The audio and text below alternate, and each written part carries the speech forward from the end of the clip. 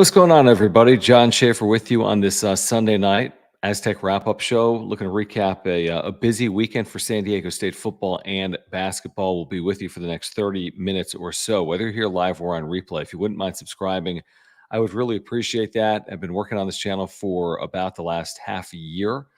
I don't even know if it's been a half a year, to be honest with you. But if you're an Aztec fan, if you are a supporter, if you are here, whether it's live or on replay, if you wouldn't mind sharing this content, this channel with others, I really do appreciate it. If you wouldn't mind subscribing, I would appreciate that. You can subscribe, doesn't cost you a penny.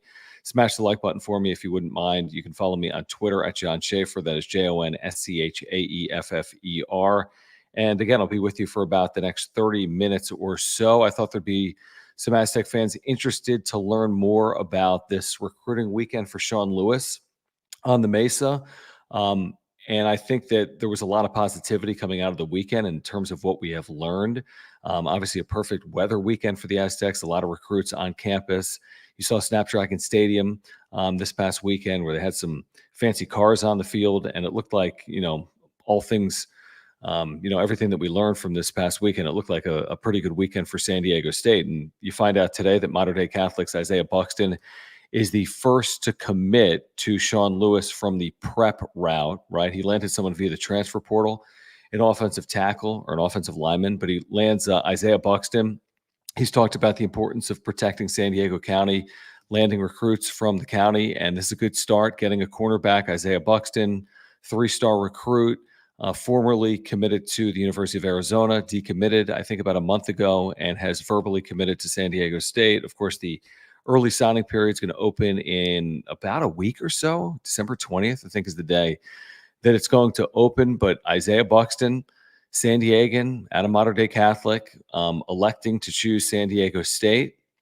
Aztecs 2024 class has other local products. Carlsbad's wide receiver is Wilson Freeney. I don't know how to say that. I apologize. Anthony McMillan Jr. Is also a tailback from Mater Dei Catholic that is verbally committed to San Diego State. And I think the class right now, in terms of verbal commitments, is in the neighborhood of 10 or 11. And we'll see if that grows in the coming days or not. In addition to landing Isaiah Buxton, San Diego State had a number of other, potential student athletes on campus, including Danny O'Neal. There's been a lot of discussion about Danny O'Neal, who is the 3-star quarterback recruit that was a commit to Colorado. He decommitted when Sean Lewis left Colorado for San Diego State. He was here on campus this weekend out of Indianapolis. And we'll see if we learn more on Danny O'Neal in the days ahead. Again, there's about a week or two to go here before the early signing period, December 20th. That's about 10 days from now. That would be a huge land, obviously, for Sean Lewis to get a 3-star quarterback commit or recruit who had previously been committed to Colorado, has other Power 5 offers.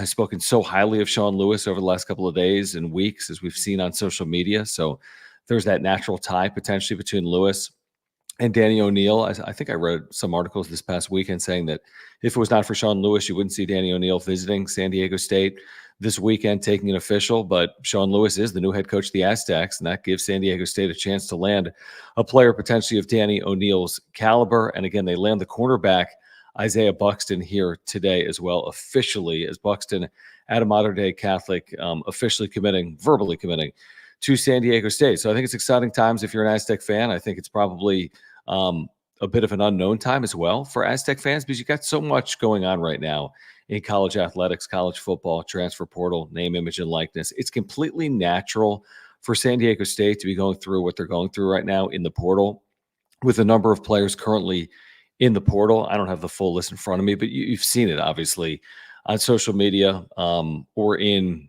news reporting over the last, 7, 10, 14 days. You've seen it. There's a lot of San Diego State players right now in the portal. And I think there's a couple of reasons as to why. Obviously, you have a coaching staff change. You have a team coming off a 4-8 season as well. So you're going to have change. I mean, there's no question about it.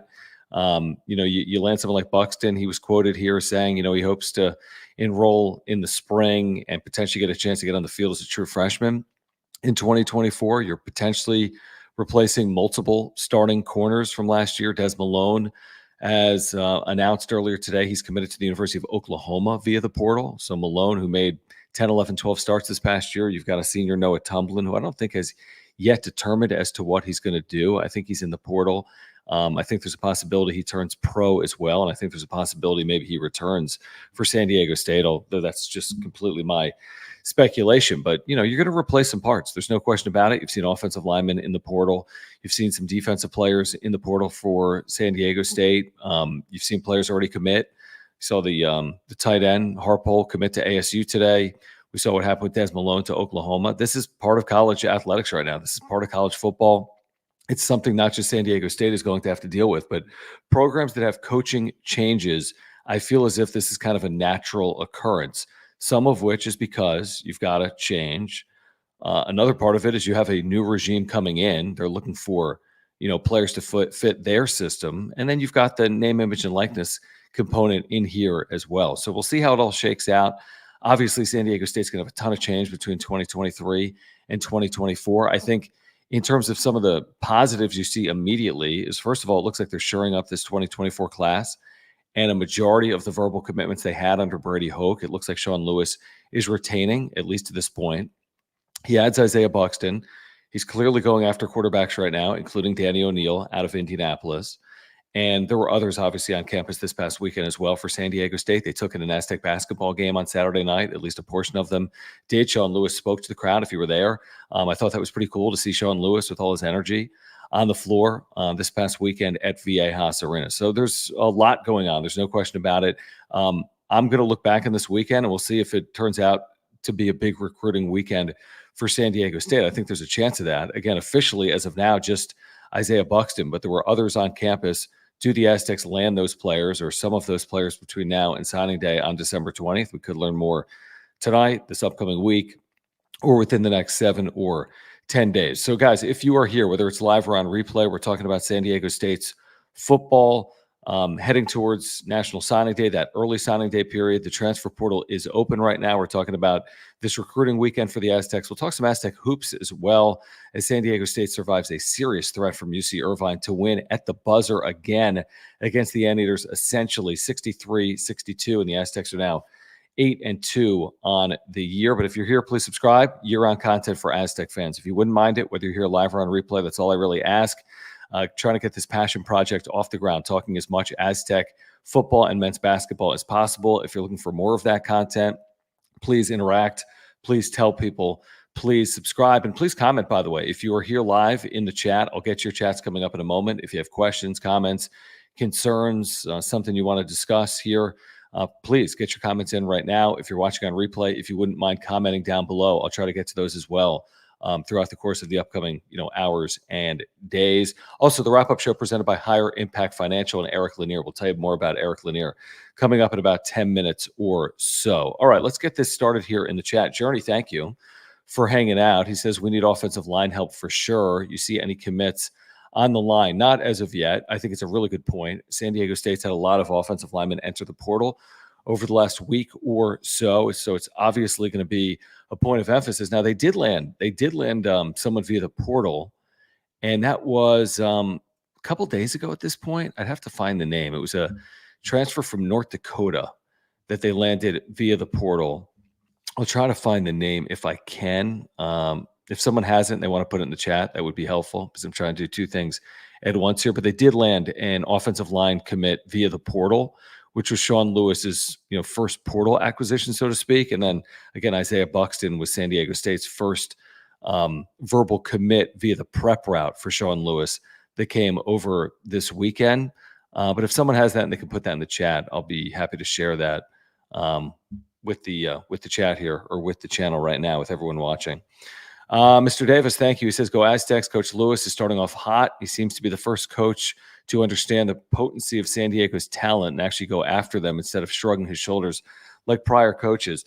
Thank you, Mr. Davis. I mean, I think, Brady Hoke has talked repeatedly and at length about, his desire to keep local products home. I think if you look at this roster right now, or at least in 2023, there are tons of players out of San Diego County, Orange County, surrounding counties here in Southern California. The same could be said for when Rocky Long was head coach here. Of course, it's important. There's no question about it. And there's also a lot of competition in Southern California, especially with as many Power 5 programs that surround San Diego County, whether it's the schools in LA, Northern California, or in Arizona. So it's not easy to retain talent in San Diego County. It's one of the richest counties with football recruits in the country. So there's enough. I think Brady previously had said it. There would be enough just in San Diego County to field a really, really good Division I program just with San Diego County recruits. So it's clearly a point of emphasis. Sean Lewis has talked about it. He went after Buxton and landed him. He's got McMillan in this class. He's got the wide receiver we talked about previously. There are others currently that are not committed that could hopefully potentially land at San Diego State. So we know about that. I mean, San Diego County is very rich in high school football talent. There's no question about that. That'll be beneficial for Sean Lewis, whether it's short term right now in this cycle in 2024 or long term as he continues to recruit the county, in the weeks ahead. Padres, Chargers, Clippers, thank you. He said, did I see a pic of Danny O'Neil standing in front of a Lamborghini wearing an SDSU uniform? I think you did. I think you did see that. I also saw this past weekend, was it Nick Saban with a recruit showing off his Ferrari? This is modern day recruiting. It was pretty cool. You've heard Sean Lewis talk about, Aztec Fast, and you got these, sports cars on the field at Snapdragon Stadium with, players taking their official visits and dressed up in Aztec uniforms and taking photos in front of these sports cars. It's kind of outside of my wheelhouse, if I'm being honest. I don't know anything about a sports car. I drive a Volkswagen Jetta. But this is the world of modern college football, right? We got a portal, we've got NIL, we've got prep route, we've got transfer portal. And it was cool to see, San Diego State kind of embrace that this past weekend. I'm sure there's some people that say, well, hold on, what is this? And other people that say, I love it. There's other people saying, whatever it is, at the end of the day, San Diego State and Sean Lewis and his staff are doing everything in their power to, land potential student athletes. So if this is a way they deem to be beneficial, then, that's what they're going to do. And I thought it was pretty cool. And we'll see how it's received again in the, days and weeks ahead.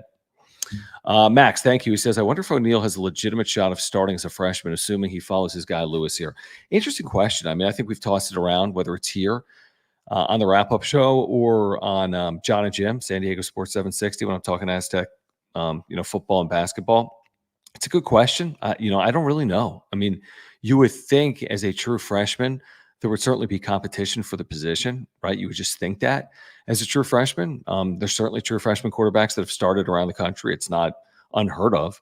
But when you consider the availability of quarterbacks as well via the portal, also what you have returning potentially to San Diego State, what you had in that quarterback room other than Jalen Maiden, there's no question you'd think there'd be competition for the job even if you landed Danny O'Neil. And you wonder if the ideal route is O'Neil starting from day one, or is the ideal route for O'Neil to be mentored by a transfer portal quarterback that Sean Lewis can bring in, or someone that's currently in that QB room right now for San Diego State. But that's a good question.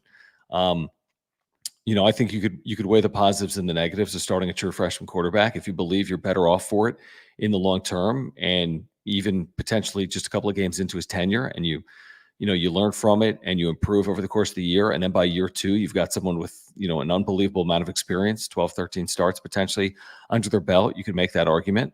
Or you could make the argument that maybe learning under someone for a full year puts you in a position to potentially compete for that job as a redshirt freshman or a true sophomore in 2025. But it's an interesting point. Max, thank you. He says, I'll try to keep the Hoke criticism to a minimum, but I think Lewis may have more energy in his pinky finger than Brady. I would say this, and Sean Lewis has been so complimentary of the previous staff, Brady Hoke, and before that, Rocky Long. I don't think there's really any reason to be critical of what San Diego State's previous coaching staff did. I think they were very successful in their own right, and I think it should be celebrated. I don't think there's any reason to be critical of what the Aztecs have done over the last 15 years. Obviously, this past year was disappointing. You've heard Brady talk about that. You've heard San Diego State fans talk about it, but a couple of years ago they won 12 games, and that was exciting, and that was the most wins in the history of the program. So, I don't think it's really necessary. I think that a lot of credit is owed to Brady Hoke and Rocky Long and others for putting this program in a position where it is, where hopefully Sean Lewis is able to continue to build on that momentum moving forward. And that's the way I see it. That's the way I see it. Let's see here. Okay, Padres, Chargers, Clippers. He says, if the Tex don't score 30 points per game in 2024, I'm entering the fan transfer portal. I would say this, that you're going to see improvement on offense in 2024. That's the most likely scenario. But also, you got to walk a little bit before you run. I don't know if you go from 20 points per game to 40 points per game. To your point, maybe you're able to go to 30 points per game. But I don't know if this is an overnight fix or not. I think what you want to see is progress. What I think you want to see is improvement. And I think it's going to take at least a period of time, you would think, to completely change over an offense systematically, right? And you're going to make a lot of changes potentially on defense as well if you're Sean Lewis and this coaching staff. So, it's hard to do it overnight. I think it's possible in modern college football because you can change over your roster for better or for worse, potentially in a very short period of time. And you don't have to necessarily build it over a 2, 3, 4 year period. So I think that's the positive.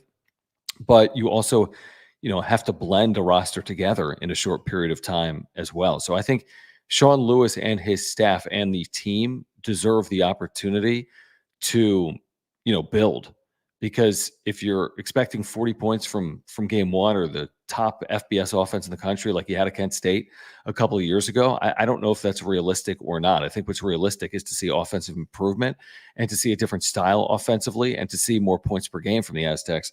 No question about it. Hopefully in 2024. All right. Thank you here for the comment. He says, how will coach address lack of playmaking receivers? Do they have enough NIL to compete? Well, I think the day that Sean Lewis was announced as head coach, you saw Balin Brooks take to social media saying, we got our coach, we got our guy, which is very encouraging. Playmaker, true freshman receiver that the previous coaching staff was extremely high on, I think has a chance to pay dividends immediately under Sean Lewis.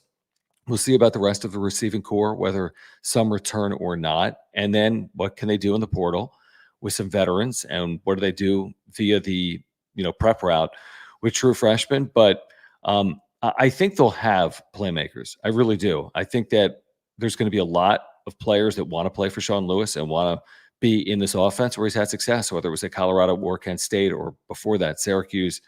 Where else was he? Where Jimmy Garoppolo was? Where was that? I forget, that beat San Diego State about 10 years ago, Eastern Illinois. So he's had a ton of success everywhere he's been on offense, and players are going to recognize that. Regarding NIL, that's a whole nother conversation. I don't know how San Diego State stacks up to other programs in the Mountain West or how they compare to programs around the Power Five. It's obviously a hot button. It's obviously impactful.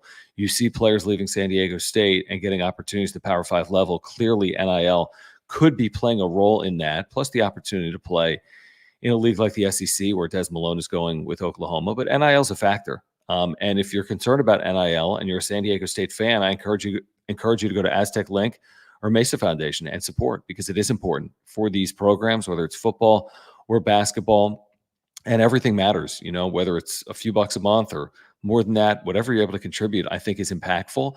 But obviously, San Diego State, from an NIL perspective, isn't competing with the University of Oklahoma. But then again, from a recruiting perspective, was San Diego State really competing with Oklahoma, right? So when you lose a student athlete or a player to, quote unquote, Power 2 league like Des Malone to Oklahoma, I think you just congratulate Des Malone and say, wish him best in that opportunity. Because if it's coming down to Oklahoma and San Diego State, and Oklahoma's got those resources, has that league, has that NIL money, that's going to be hard, whether it's prep route or via the transfer portal. Let's see here. And then he follows up by saying recruiting comes down to NIL. San Diego State does not have the funds. I don't think recruiting solely comes down to NIL. I think NIL is a part of recruiting. I think it varies whether it's portal as opposed to prep route, high school players. But yes, NIL is a part of major college athletics right now. It is not the only part. Look at San Diego State basketball.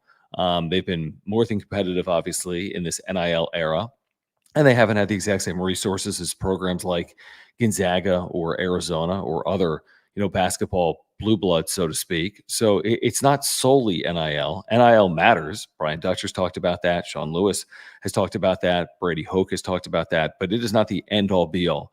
NIL is not the only decision that players are making determinations on. I think it matters for a lot of people. And I think for others, there are other factors at play: playing time, opportunity, location, education, facilities. These are all factors for players or prospective, prep recruits. Let's see here. Max, thank you. He says a change of offensive scheme should attract quarterbacks, wide receivers, knowing it's not 60% handoffs. The thing I would say about Sean Lewis's offense is he's going to run the football. He had a lot of success running the football at Kent State. He had one of the most balanced offenses in the country in like 2020 or 2021 when he had that amazing season with like 3,500 rushing yards and 3,500 passing yards, like the most ridiculous thing you've ever heard of. I sometimes think there's a misconception with high-powered offenses that it's all wheeling and dealing through the air like a complete run and shoot. And that's not the way that Sean Lewis has typically run his offense. I think they aired it out more with Shedeur Sanders at Colorado, maybe because of circumstance this past year. But if you look at what he did at Kent State and at other stops, he wants to run the football. He wants to have balance. And he has talked about that these first couple of weeks on the Mesa. There we go. All right. I think they'll take it. Padres, Chargers, Clippers says he can donate $2 to San Diego State NIL if he wins his fantasy league. King Fan Krish, thank you. He says, what are we hearing about the defensive coordinator position? I think Kirk Kenny had some quotes from Sean Lewis, who again spoke at halftime at Viejas Arena on Saturday night and was energetic and I think was losing his voice. He's probably had to talk so much over the last couple of weeks, right? Whether it's media or players or to fans at Viejas or to recruits on this recruiting weekend, whatever it is.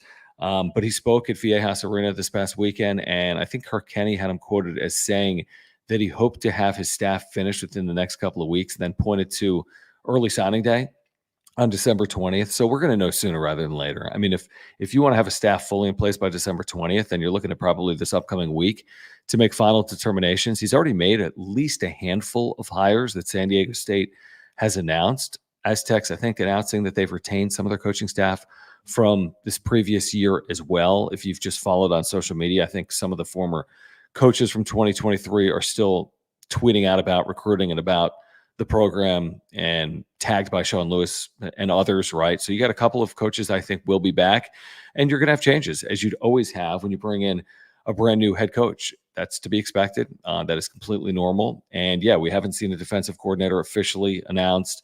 Sean Lewis is going to call plays on offense. He's been a brilliant play caller throughout the course of his career. And they still have a couple of vacancies right now on that coaching staff. It sounds like they'll be filled sooner rather than later. I think he told the media when he was hired that he felt as if one of the mistakes he made at Kent State was trying to organize his staff as quickly as possible, where with the benefit of hindsight, he'd rather just get the staff right. So why not take the extra time to make sure you get the staff right, as opposed to trying to make the hires as quickly as possible, but not being as comfortable as you'd like to be with the staff.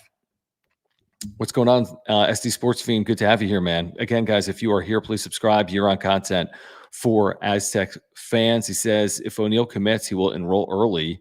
He was going to do that at Colorado. So, you're talking about January. So you're talking about a mid-January enrollee whenever the semester starts. That's 1 month from now. And again, he was visiting this past weekend. Saw him in uniform on field at Snapdragon Stadium. Highly sought after recruit out of the city of Indianapolis. I think Cathedral High School has multiple Power 5 offers, including Colorado, which he decommitted from about 2 weeks ago. So it would be a big win. It would be a big win for Sean Lewis early on here at San Diego State if he's able to lure a player of Danny O'Neal's caliber at the quarterback position. But we'll find out, right? We'll find out here in the days ahead if Danny O'Neal does ultimately make his way to San Diego State or not. All right, I'm going to get back to the comments here in a moment. But before I do that, actually, I got to do something real quick. Want to thank our good friend here on the wrap-up show. That would be Eric Lanier. So Eric Lanier is the sponsor here of the wrap-up show, the Aztecs wrap-up show, and really do appreciate his support of the channel. And I'm trying to find some of the copy here for this. Bear with me. My apologies, Eric. So Eric's a San Diegan, and he is a lifelong San Diego sports fan. He's the founder of Higher Impact Financial, which is based right here in Southern California. And he has found that he can solve two major problems for people that meet with him. The first is that he's found that too many people do not have a financial plan, or if they do, it is outdated. The second problem is that most of us just don't have clear, defined financial goals. So Eric can help with both. The link for Eric's website is below. If you're ready to get better results with your wealth, then you've got to set up a 15-minute call with Eric. His firm is different than anything you've experienced from a financial advisor, and what sets him apart is the questions he'll ask to discover what truly matters to you and the strategies and ideas he'll bring to the table. He truly runs his firm like a family office. So again, if you're looking for more information about how to be better with your money and for financial planning, click the link in the description down below. You can get in contact with Eric. Simple 15-minute call, and Eric Lanier can get you on the right path with your financial planning. So we thank Higher Impact Financial and Eric Lanier for their support of the Aztecs Wrap-Up Show. All right. Let me get back to the chat here. I've got another 5 or 10 minutes. I'm about to do a Padres wrap-up show with Jim in a moment, but appreciate you guys hanging out, whether you're here live or on replay. Journey, thank you. Says, there are restrictions on having commits as guests on John and Jim, or do they already have to be signed? Would be a cool thing for the kids to get on the show. Journey, it's a great question. They do not have to be signed, because I've had San Diego State basketball players on before they officially sign. I think I've had that over the years. I think I've had like a Terrell Gomez and, maybe like a Darion Trammell. So that's an interesting point. That's something I can work on. We're certainly going to have some new members of the coaching staff on in the week ahead, by the way, on John and Jim on San Diego Sports 760. And certainly once we get to signing day, we'll have some of the new players for the Aztecs on John and Jim as well. And you can find us on San Diego Sports 760 weekdays from 3 to 6 p.m. Larry Joe, what's going on, man? Appreciate you hanging out with us here tonight. Loyal viewer, listener. Appreciate you, Larry Joe. He says, hi, John. Larry Joe here. Braden Bryant was the OL commit from the transfer portal. Thank you. University of North Dakota, not North Dakota State. Interior lineman, I think, via the portal. So, yes, you've got players heading out. We've talked a little bit about them, whether it's Harpole, the tight end, to ASU, Malone to Oklahoma. There's going to be others. We understand it. There will be others, clearly, because you've got a lot of Aztecs right now in the portal, but they have landed multiple players here in about a week under Sean Lewis. You've got Braden Bryant, a lineman, and now you've got Isaiah Buxton, a cornerback as well, that he's landed. So obviously the roster overall is a work in progress, but that's because you have a brand new coaching staff and you've got a wide open transfer portal and you've got an early signing period that is going to pay off potentially in the next handful of days, as the Aztecs have, 10, 11, 12 verbal commits for the upcoming year. Max, thank you. He says, John, you can have balance without being as run heavy and play action pass heavy as the attacks have been offensively. There was a reason we've always been RBU and been comparatively lacking with quarterback, wide receiver. I understand. Definitely, Max, I understand. I mean, San Diego State certainly over the last 15 years has been RBU. You can go back before that, obviously, with Marshall Faulk. There was an era of time, whether it was Coryell or in the 90s, where San Diego State was airing it out a ton. But yeah, you look at the last 20 years and the last 15 years, a lot of the success has been on the ground and ball control and 1,000-yard backs and 2,000-yard backs and outstanding defense and the 3-3-5, right? I mean, physicality. So the brand in which they've won over the last 15 years has been with running the football, controlling the football, not turning it over, keeping their defense off the field, forcing turnovers, right? Running for 200 yards a game, winning the turnover battle, being really good on special teams. I think a lot of that's really valuable because they've won a lot of games doing that. With all that being said, it's going to look different. They're going to speed up this offense. They're looking to score at a greater clip. And this is what Aztec fans have been asking for, certainly over the last couple of years. And I think they're going to get that, hopefully, here in 2024. So your point is taken. Point is well taken, Max. All right, well, we have a moment. Aztec basketball yesterday without Jaedon LeDee beating UC Irvine. The Aztecs with a fourth, basically, final possession win of the season, you could say, winning on a Micah Parrish and one yesterday with 10 seconds to play, then holding off a final shot from UC Irvine. And again, without Jaedon LeDee because of an elbow strain. They're hoping to get him back sooner rather than later. It is just a strain. They want to be careful with him. You're going to need him moving forward. They have 10 days off for St. Catherine, then 12 days really off until they play Stanford. So between Grand Canyon and Stanford, you could give Jaedon LeDee about 15, 16 days. And that's the period of time, hopefully, that he will need with rest and rehab to get back fully healthy for San Diego State. But without Jaedon LeDee, you win with Micah Parrish there late, overcoming a 5-point deficit in the final 40 seconds. It was ridiculous for the Aztecs. They have the putback at the buzzer against UCSD from LeDee. They've got the overtime win against Washington and Vegas. They have the overtime win against Cal at San Juan Capistrano. So it's been wild. But at the end result's the end result. And there have been close games and close calls, but they're 8-2 and still top 30 in the net, top 33 in Ken Palm. They've got a week and a half off here for finals. They'll get St. Catherine on the 19th, NAIA program. Then they'll get ready for Stanford. I think Stanford's a big game. Stanford, from a metric perspective, isn't highly ranked. I think in Ken Palm, they're top 100, but in the net, they're somewhere around 200. So that's a game from a metric perspective that the Aztecs are going to have to find a way to win. And then from there, it's a little bit of house money when you go to Gonzaga December 29th, and then you open up conference play. But if you can get through Stanford with a win, I think you've done everything you could ask of this team in the non-conference. Because at worst, then you're 10-3 with a victory over St. Catherine and Stanford. You're 10-2. Even if you lose at Gonzaga, you're 10-3, and you head into conference play with just 3 quad 1 road losses potentially. If you lose to Gonzaga, if you beat Gonzaga, you've completely built your resume in the non-conference. But worst case, if you beat Stanford, you're looking at 10-3 in the non-conference. And then the conference is stacked. You've got 5 teams right now inside the top 53, I think, in the net. So there'll be opportunities for quad 1 and quad 2 wins for the Aztecs once they get into conference play. But credit Brian Dutcher, credit these players. They have found ways. They have not been fully healthy, whether it's Jaedon LeDee or Reese Waters had the flu, or Darion Tramel's elbow, or Jay Powell had the flu, or Miles Bird's hip, or DeMarshe Johnson Jr.'s shoulder. Like, this is not something they went through as much a year ago as they made that run to a national championship game. It's something they're dealing with early. The good news is they don't play a lot in the month of December. Again, next game's the 19th, non-D1 game. You don't have to play guys that aren't 100% healthy. Then you play the 21st. Then you have another 8 days off before playing Gonzaga on the 29th. So a chance to get healthy, and San Diego State trying to hold serve, get to conference play at 10-3 or better potentially, and that would put them in a position where they're in, obviously, really good position. Jay Powell hopefully gets more minutes now, massive rebound and coming out performance. He was great. And yes, you always want Jaedon LeDee. He's one of the best players in the country, but you allowed Jay Powell to develop on floor last night, get meaningful minutes, and I think that's huge for the Aztecs moving forward and their bench. Really do. What's going on, Adam? Thank you for hanging out.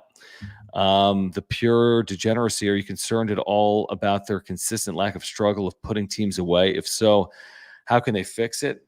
I don't get concerned with play in December. I think, like most college basketball teams, you're trying to put yourself in a position where you're playing your best basketball in February and March. And the Aztecs under Brian Dutcher always improve as the season goes on. So, no, I'm not really overly concerned with anything other than them getting healthy. Brian Dutcher's talked about the importance of getting back to who they've been on defense, and they still need to clean things up. I thought for the first half yesterday, they were really good. Second half, UC Irvine shot 52%, but the Aztecs might have ran out a little bit of gas without Jaedon LeDee. But no, I'm not, to be honest. I mean, certainly you want to see them put away teams like Cal or Washington when you build those leads, and they were unable to do so until overtime. But if you go back to a year ago as well, there were very similar circumstances that played out. Very similar circumstances, although the Aztecs won a lot of close games last year, and that's something they're doing right now as well here in 23-24. Let's see, any confidence issue with Butler on the offensive side of the ball? I saw some quotes here from Mark Ziegler tonight, Brian Dutcher talking about Lamont. And just, listen, we all know what Lamont means to this team. I mean, he's irreplaceable, especially with his defensive abilities, with obviously what he accomplished a year ago. He has, had some inconsistencies on offense here to start the year, and I'm sure he would tell you that. Here's the quote from Dutch. He says, Lamont is a confident player. He's made big, timely plays for us in his career and will continue to do so. It's just getting back in a rhythm, both at the foul line and from the field, to get his confidence back up and be the player we know he is. So, yeah, he talked a little bit about confidence. Everyone would struggle with confidence when they're not, shooting the ball the way they want to shoot. And Lamont has not shot the ball as well this year as he did a year ago, but the season is long, and we're only 10 games in. I got confidence that Lamont's going to turn it around. Got about 60 seconds here. Let's see. How do they improve their rebounding? They're still plus. I think they're still plus on the season. Were they -3 against Irvine yesterday? I think they're still plus on the season. They're somewhat undersized up front, right? You don't have Nathan Mensah anymore. You don't have Keyshawn Johnson. But it's not all about size rebounding. We've talked about that before. And David, yes, thank you. Thank you for finding me. All right, please subscribe. If you are here, year-round content for Aztec fans. We'll have more for you throughout the course of the week. Please subscribe. If you are here, if you wouldn't mind smashing the like button, I would appreciate that as well. My name is John Schaefer. Much more for you in the days and weeks ahead, talking Aztecs football and basketball on the wrap-up show presented by Eric Lanier at Higher Impact Financial. Thanks, guys.